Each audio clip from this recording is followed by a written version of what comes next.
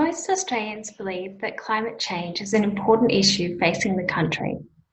In this talk, Cliff and I are going to present a view on climate change from linguistics, in keeping with the conference theme of building bridges.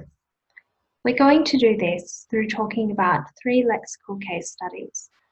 But firstly, we'd like to acknowledge the traditional custodians of the lands on which we're speaking, the Yugara and Turrbal peoples.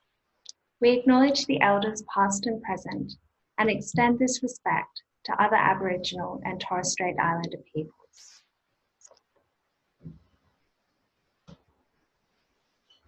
The next 10 years represents a critical window that we have to reduce climate change and also learn to live with some of the inevitable effects of climate change. This involves changing our ways of living. People have to want to do this. They have to be motivated. The words we use about climate change matter. A lot of disciplines believe this. Our particular view is coming from semantics, which is concerned with what words and expressions mean. We're going to be using clear and precise paraphrases using simple words to state meanings. What's come behind our talk is a brand of linguistics called NSM approach.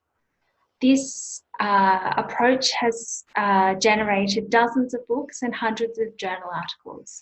There's an associated website and YouTube channel. So, to our 3 lexical case studies. They are, firstly, climate emergency, secondly, public inquiry, and thirdly, the economy. They play in different ways in discourse.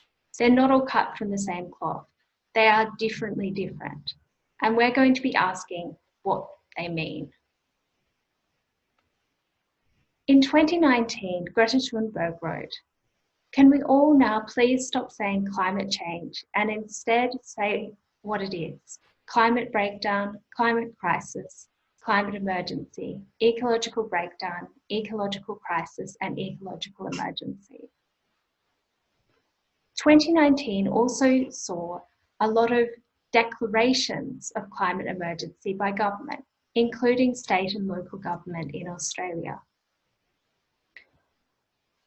News generated sentences like, "We are in a climate emergency and you have failed to act." Skeptical takes like, "This climate emergency BS." Emotional responses, "I'm terrified of the climate emergency." And claims of exceptionalism. Activists argue breaking the law should be okay in climate emergency. In the past, emergency was mostly associated with health. Who had medical emergencies, emergency surgery, emergency approval recently for a vaccine, national emergencies, humanitarian emergencies, and state of emergencies. A plane could make an emergency landing. And bushfire storms, floods are also counted as emergencies.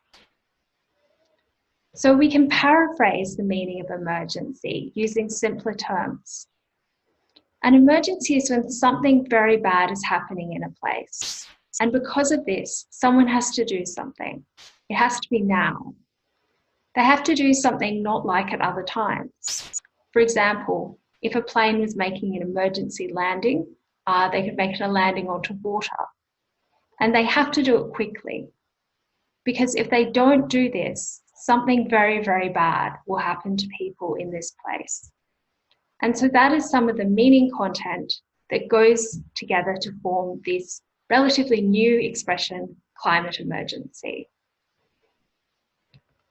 One interesting piece of news from declarations of climate emergency was the report that a local council had been able to get a majority vote to declare a climate crisis, but they couldn't get one to declare a climate emergency.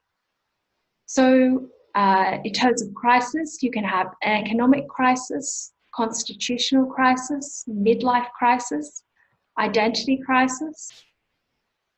crisis of confidence, crisis of faith. And the difference between crisis and emergency seems to be one of duration of time. If you look at how crisis and emergency tend to combine with different words, a crisis can deepen or worsen or unfold, but emergency doesn't tend to do so. You can discuss a crisis, but you may not want to discuss an emergency because you have to do something. So the paraphrase of crisis is something very bad is happening in this place. It's happening for some time. Someone has to do something because of this.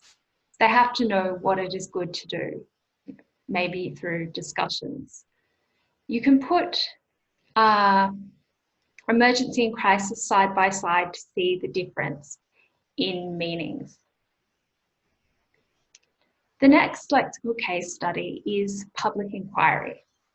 There are different kinds of public inquiry, royal commissions, judicial inquiries.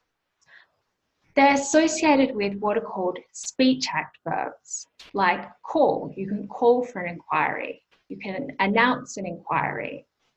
Inquiries can find things. The following sentence gives a clue as to why we might have inquiries. What went so horribly wrong? A judicial inquiry is trying to find out. And also, there are a lot of layers to inquiries. There's different kinds of texts and avenues where people talk. So inquiries have terms of reference, they have reports, they can be made up of many submissions and hearings, and ultimately inquiries deliver recommendations for improvement. So you can see that public inquiry shapes discourse in Australia, particularly about extreme weather events. When there's a problem, people want a public inquiry, and we can paraphrase this idea as follows.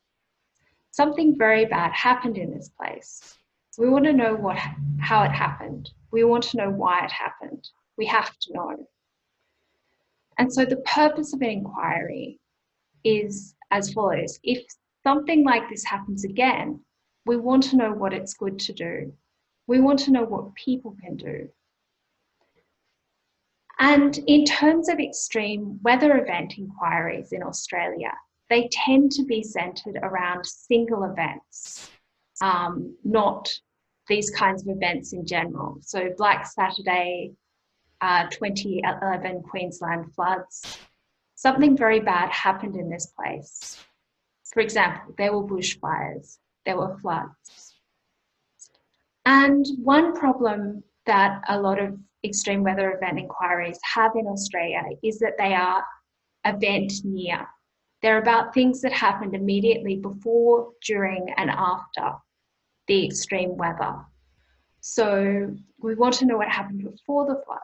We want to know what happened after the floods. And we want to know what happened during the floods.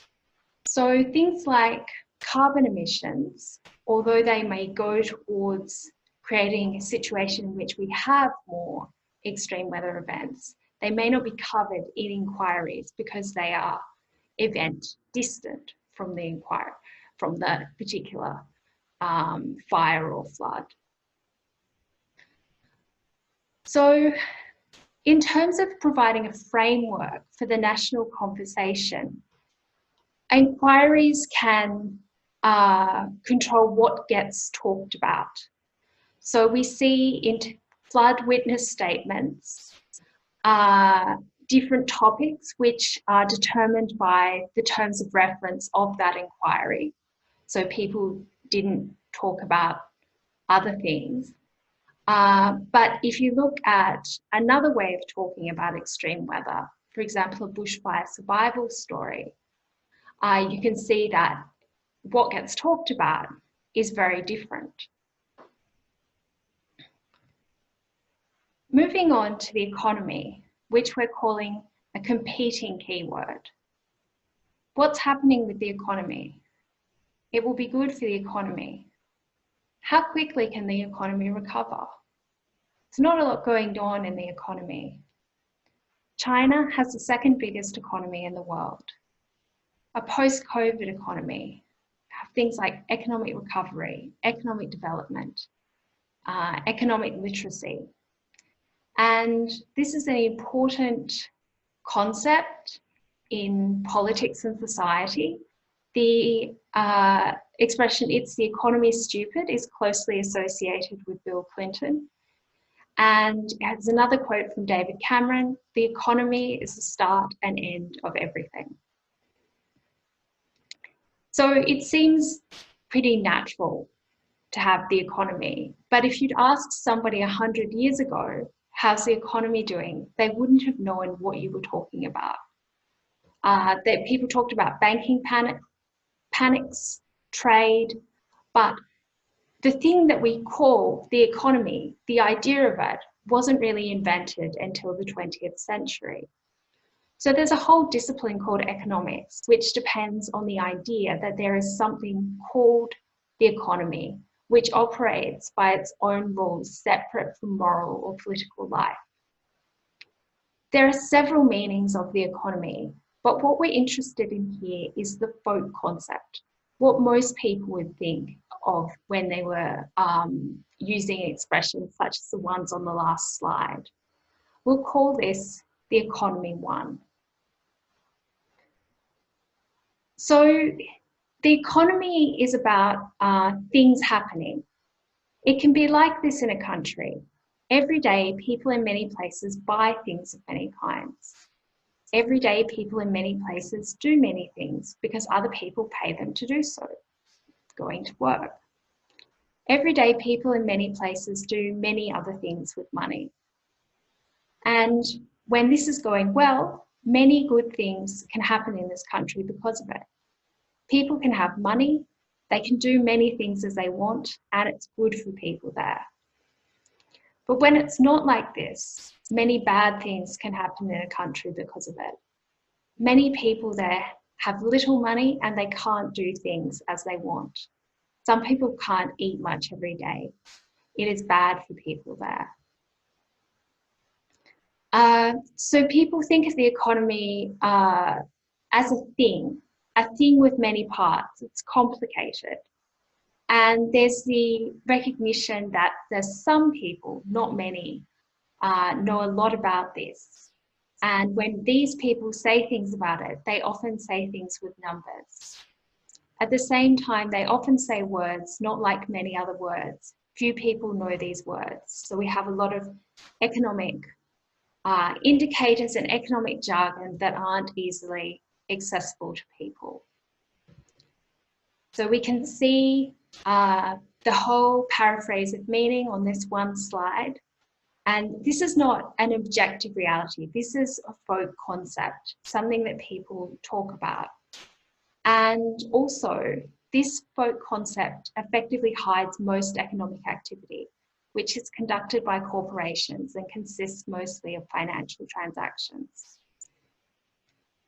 So to close about the economy, it has several meanings, but the folk meaning makes it a powerful keyword in public discourse. And whether we like it or not, it connects with people's lives. People believe in it, and it tends to override other concepts and push them to one side. So people can call for a better world that we want to live in, like call for free childcare or for climate change action. But when the economy comes on stage, these calls go on hold. It's impossible. It would be too risky for the economy. And public discourse gets sidetracked into a discussion between economic experts using jargon that most people cannot understand. So most people turn off those discussions, but if you want action on climate change, you have to take people's concerns about this folk concept, the economy, seriously. So wrapping up, we've looked at 3 things words can do in terms of climate action in Australia. Words can help us want to take action. like climate emergency.